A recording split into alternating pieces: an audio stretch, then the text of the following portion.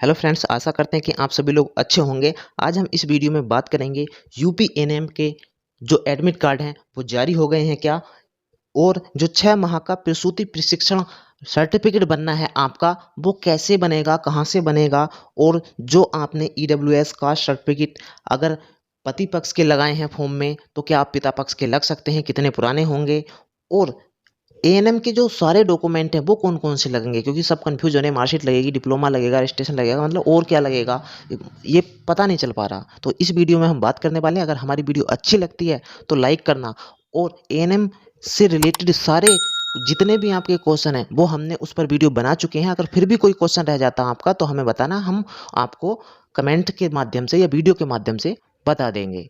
सबसे पहले बात आती है कि एडमिट कार्ड कब आएंगे। बहुत ज़्यादा बच्चे परेशान हैं क्योंकि 5 दिन रह गए हैं और एडमिट कार्ड अभी तक नहीं आए हैं। तो दोस्तों आज, जी हाँ, आज जो है एडमिट कार्ड आज जाने हैं। बिल्कुल तैयार रहिएगा, अपना एडमिट कार्ड डाउनलोड कर लेना, उसके साथ और कुछ प्रपत्र होंगे उनको भी डाउनलोड कर लेना।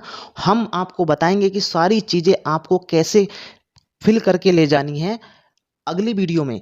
तो आज तैयार रहना, आज आपका एडमिट कार्ड जरूर आ जाएगा। 6 महीने वाला प्रसूति प्रशिक्षण सर्टिफिकेट है वो कैसे बनेगा। तो यहाँ एक चीज़ आपको ध्यान देने वाली बात है, बहुत से बच्चों का कमेंट आ रहा कि जो 6 महीने का सर्टिफिकेट है वो कहाँ से बनवाएं, कैसे बनवाएं, कोई जिक्र ही नहीं है। ये नोटिफिकेशन आया था 1 तारीख में, इसमें भी कोई जिक्र नहीं है। यहाँ पर देख सकते हैं 6 नंबर पर 1 वर्ष 6 माह या 2 वर्ष का सहायक नर्सेज एंड मिडवाइव्स। यहाँ ध्यान देना, ये जो मिडवाइव्स है ये एएनएम की फुल फॉर्म होती है, ब्रैकेट में एएनएम लिखा हुआ, और मिडवाइव्स का अर्थ ही होता है दाई, मतलब जो कि प्रसूति कराने में मदद करती है, जो कि उसमें पेशेंट के साथ रहती है।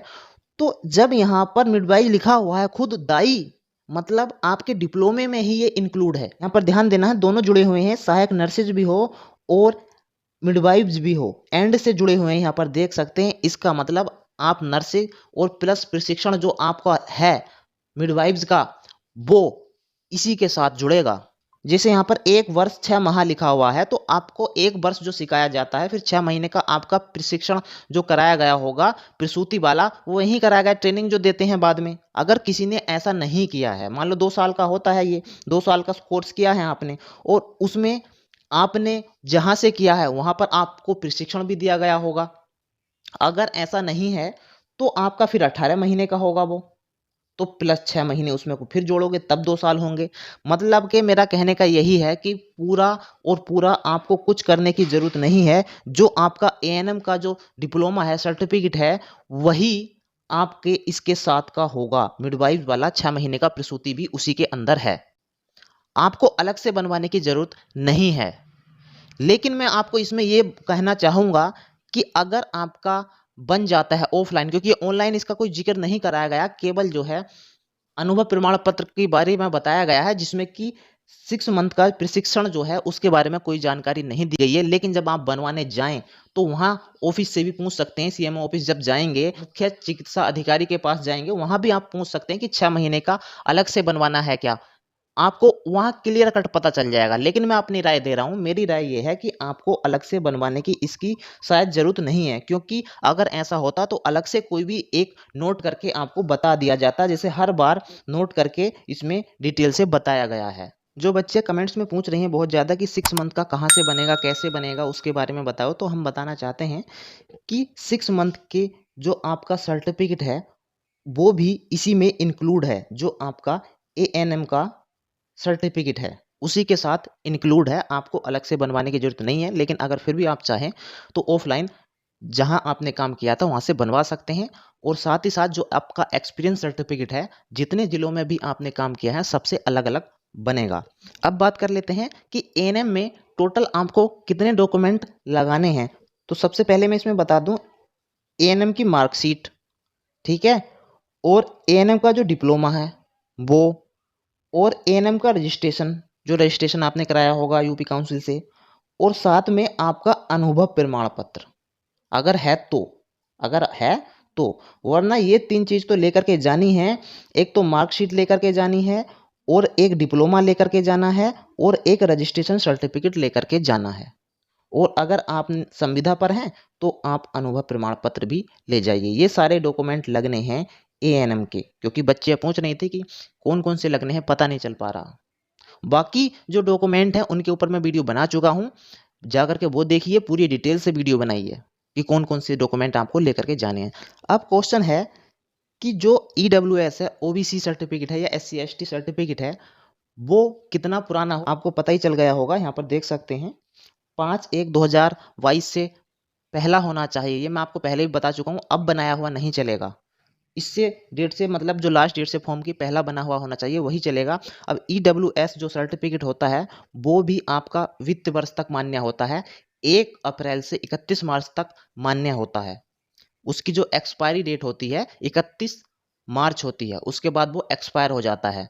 तो आपने जो पुराना वाला लगाया होगा जिसकी वैलिडिटी 31 मार्च तक थी, वो सभी का एक्सपायर हो गया होगा जिनका भी बनाया हुआ था, चाहे उन्होंने जनवरी में बनवाया, दिसंबर में बनवाया या फरवरी में बनवाया, उनका सभी का एक्सपायर हो गया होगा। तो वो तो आपको लेकर के जाना ही है जो उस समय लगाया था। न्यू बनवा करके भी लेकर के जा सकते हैं, मतलब दोनों ले जाइए। जो उस समय आपने लगवाया था वो एक्सपायर हो गया होगा 31 मार्च को, अब 1 अप्रैल से न्यू बने होंगे, न्यू बनवा करके ले जाइए, वरना वो तो जरूरी है ही पुराना वाला तो उस समय का। एक बात और यहाँ पर पूछ रहे हैं बच्चे कि हमने फॉर्म के अंदर कास्ट या निवास पति पक्ष का लगा दिया है, लेकिन उससे कोई बेनिफिट नहीं मिलेगा। नोटिफिकेशन में साफ साफ लिखा हुआ है जो कि पिता पक्ष का की तरफ से बना हुआ है आपका सर्टिफिकेट, वो ही मान्य होगा और उसी का आपका बेनिफिट मिलेगा। अगर आपने पति पक्ष का लगाया है फॉर्म के अंदर तो आपको रिजर्वेशन का लाभ नहीं मिलेगा, फिर जनरल की तरह ट्रीट किया जा सकता है। तो इसलिए अगर आपके पास पुराना है, कोई भी पुराना सर्टिफिकेट है आपके पिता के टाइम का, 2010 के बाद का, मतलब जो ऑनलाइन रजिस्टर्ड हो, तो वो आप ले जाइए। अगर आपने पति का लगाया है फॉर्म के अंदर तो एक काम कर लेना है कि पिता वाला भी ले जाओ, पति वाला भी ले जाओ और साथ में एफिडेविट बनवा करके ले जाओ। कोई ज़रूरी नहीं है कि वो मान ही ले, लेकिन मैं आपके लिए बता रहा हूँ क्योंकि रिजर्वेशन मिल जाएगा अगर उन्होंने ले लिया तो पिता वाला, अगर नहीं लिया तो पति वाला तो आपका लगा ही देंगे वो, क्योंकि आपने फॉर्म में जो फिल किया है वही डॉक्यूमेंट आपको वहाँ ले जाने होते हैं। लेकिन काफ़ी बच्चियों का ये कमेंट है और काफ़ी बच्चियों ने ऐसा किया है, पति का फॉर्म में फिल कर दिया है कास्ट या निवास। निवास की तो कोई इतना बड़ा इशू नहीं है, लेकिन कास्ट की है, क्योंकि कास्ट में क्या होता है, रिजर्वेशन मिलना है आपको, इसलिए आप दोनों ले जाना। लेकिन अगर आपने जो फॉर्म में लगाया वो तो आपको ज़रूरी ले जाना है। अगर हमारी वीडियो अच्छी लगी हो तो लाइक करना, चैनल को सब्सक्राइब करना। Okay, bye bye, thank you.